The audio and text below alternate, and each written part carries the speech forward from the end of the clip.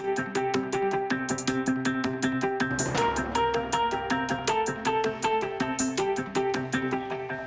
everybody, welcome to the briefing room on this Friday. I'm Devin Dwyer in Washington. Great to have you with us. A lot of good news to get to today, starting with the economy defying expectations in April. Take a look at these good numbers. 263,000 jobs were added last month. Look at that. Wages even on the way up. 3.2% over the past 12 months. That is a change after things had lagged for so many years coming out of that economic downturn. The president just a short time ago touting the success in the Oval Office. Take a listen. The economy is unbelievable. We're at 3.6% unemployment. That's the lowest number since 1969. We have tremendous backing. The companies are doing really well. We have the lowest unemployment rates for different groups of people, whether it's African American, Asian, Hispanic. Hispanic just set another all-time record for low unemployment. The household income is the highest it's ever been. Our country is doing well. Never probably has done as well as it's doing right now economically. All right, so who's cashing in on all this economic success in the U.S. economy? And what's it really like out there in the job market right now? Joining us from California is Chris Obley. He is a 24-year-old who just landed a new job. Chris, great to see you. You just took a new job after a 3-month stint of unemployment, on the hunt out there. So got to ask you, by the way, congratulations on the new gig. Thank you. How was the search? How difficult was it to actually find something right now? Yeah, of course. It can be really discouraging, to be honest with you. It can be difficult just plugging away in a pool of hundreds or thousands of applicants and maybe not hearing back from various companies. But I think what really helps is if you stay resourceful and hopeful and you use resources like staffing agencies. I used Robert Half Westwood in Los Angeles specifically. And you really use these resources and you keep being persistent, something will break. So I do feel very hopeful about the economy right now. Yeah, and 3 months being unemployed is no small thing. No doubt you had to dip into some of those savings. A lot of people would be very nervous. Did you ever doubt you were going to find something good? Did you ever think about taking a smaller job and being what economists call underemployed? Of course. I actually got personal training certified kind of on the side. So I didn't take other part-time work, but I was kind of studying in a working capacity. But I was always hopeful. Again, everything will work out. You just really do have to apply yourself. And you have to be really on top of it and kind of aggressive with the search a little bit. But I was very hopeful the whole time. And when you ended up getting some offers, Chris, did you get multiple offers? Was it competitive? Were people trying to fight over you to get your services? What was that like? Yeah, I'd say it was pretty competitive in terms of the interviews I went on. I luckily didn't have multiple offers at the same time. But again, trying to coordinate interviews around other interviews and kind of not step on anybody's toes in the process and be professional can be a difficult thing. And I guess I've got to ask you about the pay side of all of this. I don't know what job you had prior to being unemployed, but as you saw there at the top of the show, wages are finally on the rise again in this country. What's that been for you? Did you experience a pay bump? How does your pay in this new role compared to what you left behind? My pay is a lot better now. I definitely took kind of a step up in terms of pay. And it's really reassuring just knowing that after kind of working years and years at maybe at jobs that I wasn't so happy with, I've kind of finally landed somewhere where I feel like that experience led me to being able to get the pay that I have now. And I'm really thankful for it.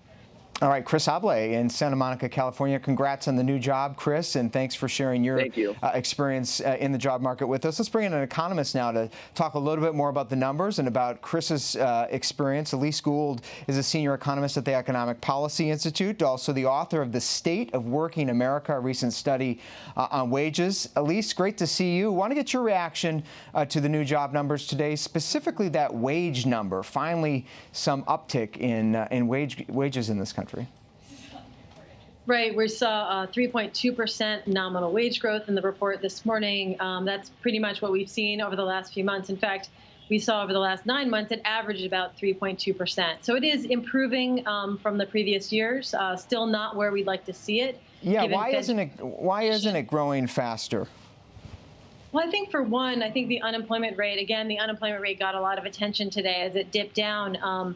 That unfortunately fell for the wrong reasons because participation actually declined. But in general, I think the unemployment rate, that low unemployment rate, is overstating the strength of the economy because there are many sideline workers that are continuing to return to the labor force in general. Every month they're continuing to return. And so those sideline workers aren't counted among the official unemployment rate. But employers know that they're out there. And so they know that they can call upon those workers.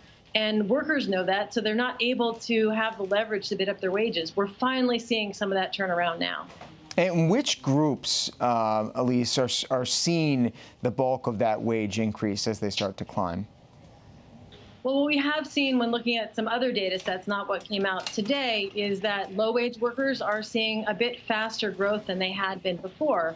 And I think that is because of the tightening economy. You would expect low-wage workers, they're the ones who are batted around the most, right? The ones who have the worst outcomes in the worst of times. They tend to pick up a bit more, disproportionately more in the better times. At the same time, over the last 5 years, we've seen a number of state-level minimum wage increases. And in those states that had minimum wage increases, you saw low-wage workers see 50% faster growth than in states that didn't. Wow, and that is a hot topic right now out there, at least on the presidential campaign trail as well. Minimum wage battles all across the country. We saw the president's labor chief the other day say he opposes an increase to the federal minimum wage, which is $7.25. How significant would it be? What impact would it have if the federal minimum wage were doubled to $15 an hour? Well, right now, there are a lot of states that have enacted these minimum wage increases because the federal government has done nothing to increase it in many years. And so there are millions of workers that would be impacted directly and indirectly by that increase, particularly in those states that did not raise their minimum wage in the last few years. So we'll see that fight play out. Elise Gould, thanks for your analysis and expertise today on this Friday. Hope you have a great weekend. Thanks for joining us here. To the White House now, where the president just announced a remarkable phone call with Russian President Vladimir Putin.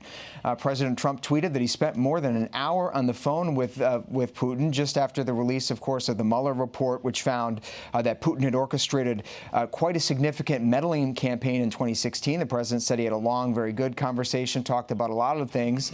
And note there at the end, he said they discussed trade, Venezuela, Ukraine, North Korea, nuclear arms, even the Russian hoax, in quotes. Our Jordan Phelps is at the White House. She's been talking to officials about this. Jordan, that phrase, the Russian hoax, caught a lot of people by surprise again because the president still seems to be refusing to acknowledge what Robert Mueller found, and that is that Putin himself orchestrated this interference in our country.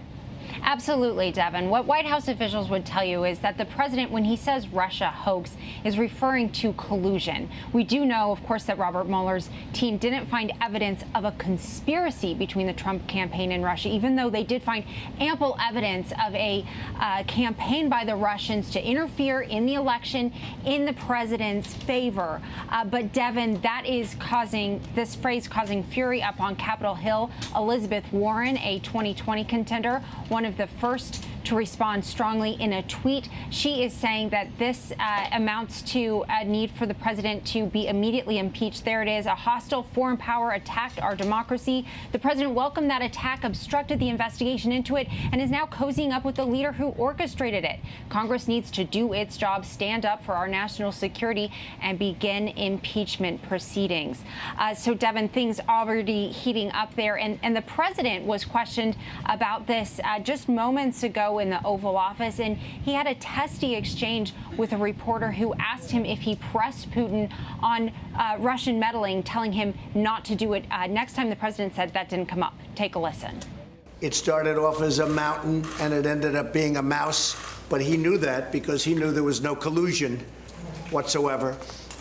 So pretty much that's what it was. Did you tell him not to meddle, Mr. President? Did you tell him not to meddle in the next election? Excuse me, I'm answering this question. You are very rude. So we had a good conversation about many different things, okay? Did you tell him not to meddle in the next election? We didn't discuss that. So interesting, of course, there that the president did not bring up this topic of Russian meddling, and that, of course, will no doubt only fasten these calls we're hearing from Capitol Hill from the likes of Elizabeth Warren and others. Yeah, Jordan, and we've talked about this before here in the briefing room, but I'm going to ask you again because it is on a lot of people's minds, including Republicans in Congress. What is the administration doing? Are there any meetings? Are there any planning sessions in the Situation Room to prevent what is happening now in 2019, what will happen in 2020? I mean, even the Attorney General last week said that the Russians are still at it. What are you hearing over there? Devin, that is the big concern. Sources tell ABC News that there is no interagency group working to combat the threat of future Russian interference. There is a small Russia group that does look at this among agencies within the government, but this isn't something that is being led by the White House. And Devin, I'm told that's because when this topic comes up, it elicits a visceral response from President Trump, who continues to associate the topic of Russia's attempts to interfere in elections with questioning the outcome of his election in 2016. All right, keeping an eye on that for us at the White House. Jordan Phelps, thank you so much. Have a great weekend, Jordan. One group that is aware of what the Russians did in 2016 is the company Facebook. They announced overnight that they are taking new steps to crack down on the misuse of their platform, both by Russia and by other extremist groups. In a statement saying, we don't allow hate groups to maintain a presence on Facebook. We consider a number of different signals, among them organizations and their leaders, also that have called for directly carrying out violence against people based on race, religious affiliation, nationality, ethnicity, gender, sex, sexual orientation, serious disease, or disability. Of course, that statement comes as they formally kicked off the platform Alex Jones of InfoWars and Louis Farrakhan, the Nation of Islam leader, among others. Quite a controversial move. What does this mean for the presidential campaign coming up? And how did they decide what actually is too extreme? We're joined now by two experts in both of those things. John Cohen, our ABC News national security contributor. He's with us on the phone. And Paul Barrett, the deputy director of the NYU Stern Center for Business and Human Rights, is standing by as well. But John, let's start with you. What do you make of Facebook's effort today to actually kick off people they deem to be extremists? Well, on the one hand, Devin, it illustrates that Facebook recognizes that there's a real problem and that their platform, along with other social media platforms, are a part of that problem. Social media platforms such as Facebook, YouTube, Instagram have really become the platform of choice for terrorist groups, extremist organizations, other purveyors of hate, even foreign intelligence organizations who use those platforms to spread disinformation or to spread hateful rhetoric directly for the purposes of inciting violence. But at the same time, and I know I've had conversations with law enforcement and Homeland Security officials across the country on this issue, they're a little skeptical that these companies are the right entities to police their networks. In the sense we're asking a private company to be the arbiter of free speech, to make decisions on whether something that is being posted on their platform is incendiary or whether it is part of a pattern of behavior that exhibits, a potential for violence. We're also asking them to do something that very well may be inconsistent with their underlying business interests, and that raises concerns about how committed they will be to it. So there's definitely things that we have to do as it relates to social media usage by individuals who are trying to incite violence or who are about to conduct an attack. But I think there's some real skepticism that having these companies police their own networks is the right approach. And Paul Barrett, some of the criticism that Facebook has encountered both from these individuals that were booted, but from others, particularly conservatives, is that the definition here is very squishy. What do you make of where Facebook has drawn the line for what is and isn't allowed and what constitutes an extremist? Well, I mean, I think Facebook looks at things along the lines of what was just mentioned in terms of people who harass others in a systematic way, engage in hate speech, and spread misinformation, sort of provably untrue facts. And I guess I disagree with your colleague because I don't know that there's really an alternative to Facebook to some degree policing its own platform, because we certainly can't, under the First Amendment, have the government do that. So the only other alternative, if Facebook's hands are tied, is that there would just be a total free-for-all at all times, and that just doesn't seem to be the best option. And who should hold them to account, Paul? There's a lot of talk here in this town in Washington about imposing regulation on Facebook. But again, in today's examples of individuals kicked off the platform, we're hearing from some of the Trump people over in the White House complaining again about the ham-handedness with which this is allegedly done, that algorithms are identifying people as extremists rather than an impartial human police force, if you will. So how do you grapple with that if you're a company like Facebook? Well, I think they have to move very carefully. I don't think they needed an algorithm to identify Alex Jones as a disseminator of hoaxes and conspiracy theories and allegations such as the notion that school shootings are false events where children are trained as actors to pretend that they've been shot. Again, I think inevitably Facebook, a private organization that owns and operates an internet platform, is responsible for what transpires on that platform. And I think the alternative, the notion that the government would regulate content, is much, much less desirable, if not unconstitutional on its face. John Cohen, how do you respond to that? What role is there for any individual outside of Facebook itself here? Yeah, I mean, I absolutely disagree with what was just said. Facebook's actions are probably going to be challenged in court. They are a platform, and while they are a private company and can regulate what's on their platform, they're going to run into the same challenges about free speech that a government entity would be. And I think where I do agree is that government should not be regulating speech, and law enforcement in particular shouldn't be in the position of regulating what material is on those platforms. What government should be doing is incorporating social media behavior into broader efforts to identify those behaviors that may be associated with violent activity, and then using that information as part of a broader effort to identify high-risk individuals and take steps to stop violent attacks. So trying to regulate the speech is going to be much harder than looking at the speech as part of a broad range of behaviors that are associated with violent activity and taking steps to stop violent attacks. Interesting debate here on the role of government and the business obligation of Facebook. But before we let you go, Paul, I want to just go back to this definitional issue again, because so much of the criticism today in the blogosphere and on social media about these moves is what is the definition of extremism? Obviously, as you said, some of the examples there are fairly obvious. But does Facebook need to do more to spell out what is and isn't appropriate? And doesn't that get them into trouble? I would agree with you that the more that Facebook does to publicly explain the principles that lie behind what they're doing, the general principles that they're applying to particular cases, the better. So I'm sure they could do a better job of doing that. But I think they're well within their rights, and in fact, I would say they have an obligation to demote and/or remove material that's provably false and that is dangerous. And final thought to you, John Cohen? With that, I think the key is it's not the role of government to police thought. In fact, in this country, extreme thoughts and even extreme speech is protected by the Constitution. What law enforcement, counterterrorism authorities, and other government agencies are concerned about are identifying people who may be prepared to use those thoughts as the motivation for violence.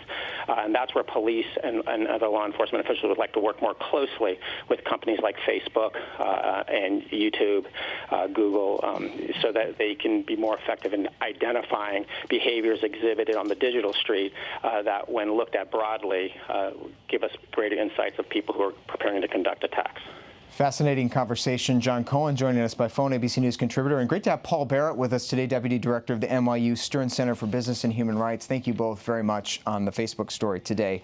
Turning now to the race for 2020. And the sprint to Iowa, we're now just 276 days from when the first votes will be cast in the Democratic primary for the presidential race. And our Brianna Stewart is one of our new political reporters who's on the ground in Iowa. Brianna, Democrats are going to be flocking to that state this weekend. How revved up are Iowans right now about what's coming their way? You know, this is nothing new for Iowans. I actually spoke with 2 Iowans in Des Moines, and they're very excited for the 5 Democrats coming to Iowa to make their campaign stops and tell them why they should be the next president.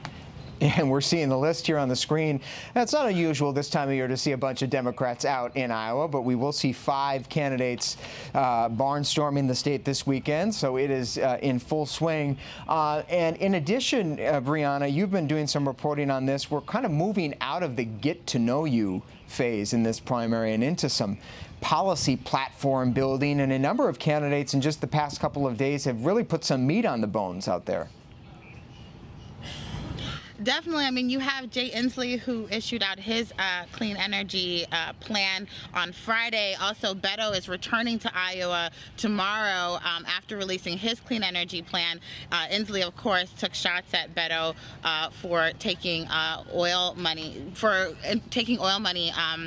as some of his supporters while putting out a clean energy plan. And Elizabeth Warren put out her clean public lands policy plan a few weeks back. So you have a number of Democrats making their campaign stops and sharing what they want to see change in the country. Yeah, very detailed proposals. Amy Klobuchar today, too, out with a substance abuse and mental health plan. Many people saying, as you know, your candidate you're following most closely, Elizabeth Warren, sort of setting the bar for the pack. She was out early with a lot of details there. And speaking of Elizabeth Warren, Brianna, she is starting to take on Joe Biden, who got into the race this week. What's her team's approach right now on going toe-to-toe with the former vice president? Well, she has sort of isolated herself as the watchdog of all of the candidates. So she's planning to call out not just Joe Biden, but all of the candidates on their inconsistencies. But specifically with Joe Biden, just talking about his complicated history with some of these special interest groups. And that's her way of setting herself aside. Yeah, she certainly has a history there. They've sparred before each other in congressional committees as well, so can't wait to see them on the debate stage together. Brianna Stewart for us out in Iowa. Have a great weekend out there, Brianna. Thank you for your reporting. A little while ago, also caught up with our political reporter Adam Kelsey, who's in Iowa today, to ask him about his thoughts on the big picture status of this 2020 race right now. Hey, Adam, so looking back on this week, you've spent a lot of time out there in the field. How have the dynamics of this race changed now that Joe Biden's gotten in? Well, Devin, it's as if the big fish has joined the big pond. This was the person that everybody was waiting for. Joe Biden obviously comes in with more name recognition than anybody in the field. Bernie Sanders, obviously coming off his 2016 run, is close to that. But everybody has to respond to what Joe Biden is doing now, no matter whether it's his events in Pittsburgh earlier in the week, his visits here to Iowa a little bit later in the week. Every question that all the other candidates are getting is, what do you think of Joe Biden's speech? What do you think of his attempts to play to union members? What do you think of the way that he's been interacting with voters? So suddenly, instead of maybe talking about the issues as much as they want to, and Elizabeth Warren, who's here with me in Ames, always wants to talk about policy, they're now talking about the other candidates. And we're starting to see them go back and forth, maybe not so much with each other amongst that big field, but at Joe Biden. Yeah, and as the voters there in Iowa, Adams, just start to, we're still sort of in the get-to-know-you phase. They're trying to size up the candidates, see who they like. At the end of the day, right, it all comes down to electability. The voters want somebody who can beat Donald Trump. Yeah, the majority of voters, and again, the voting population skews a little bit older, favors electability. We've seen in a number of polls throughout the past couple of months if voters would prefer a candidate that matches up with their policy beliefs or just somebody who can beat Donald Trump. Overwhelmingly, in most of these polls, they're saying somebody who can beat Donald Trump. So you look at some of the front runners, Joe Biden, of course, Bernie Sanders, even Beto O'Rourke, a lot of these names doing well in those head-to-head matchups against Donald Trump. But the one person who's struggling is Elizabeth Warren. As much as she's been talking about policy, especially here in Iowa, going through one step at a time through her platform, it might be resonating with some of her most ardent supporters, but when she gets in that head-to-head matchup with President Trump, she is one of the big-name Democrats who actually loses out in that poll. Yeah, Adam, and the big test ahead for all of these candidates, the one that might actually start to winnow the field a little bit, is that first Democratic primary debate. It's just under 2 months from now down in Miami. Do we know yet who has qualified for that debate? How is that looking? Yeah, so almost all of the members of this 21 candidate field so far have qualified in one way or the other. Now, remember, it's either 65,000 individual donors or an appearance in 3 different polls, whether national or state level polls, at least 1%. So throughout the past couple of weeks, we've seen a lot of emails from candidates saying, help me get to 65,000 donors, even though they might have already gotten in on polls. The most recent one today, Julian Castro, made a big push. He got to 65,000 donors, but again, a little bit ironic because he was already in on his polling numbers. But once we get over 20, and it is very possible, someone or maybe multiple people, if we have a few more candidates enter the race, are going to be left off that stage, and that is going to be almost a death blow for their campaigns this early, still 8 months out before the Iowa caucuses. All right, our thanks again to Adam Kelsey for his smart analysis on the ground in Ames, Iowa. And if you have any doubt that history is already being made in this campaign, look no further than the cover of the latest issue of Time magazine. Take a look. There it is, the 37-year-old mayor of South Bend, Indiana, Pete Buttigieg, alongside his husband, Chasten. This is the first time a presidential candidate has graced the cover of Time magazine alongside a same-sex spouse. A fascinating story in there about their relationship growing up in the conservative Midwest, being men of faith, serving in the military, and, of course, embarking on this presidential journey together just 10 months after they were married. Chasten Buttigieg there on the right, Pete Buttigieg on the left. A fascinating tale, and again, history in the making already in the early stages of the 2020 campaign. Well, it's great to have you with us on this Friday in the briefing room here on ABC News Live. Hope you stay with us into the weekend. A lot of coverage coming out of Iowa and the political team on the ground there. We'll be back here Monday, 3:30 Eastern Time. You can download the ABC News app as well. Watch us all weekend long. I'm Devin Dwyer in Washington. Hope you have a great weekend. See you next week.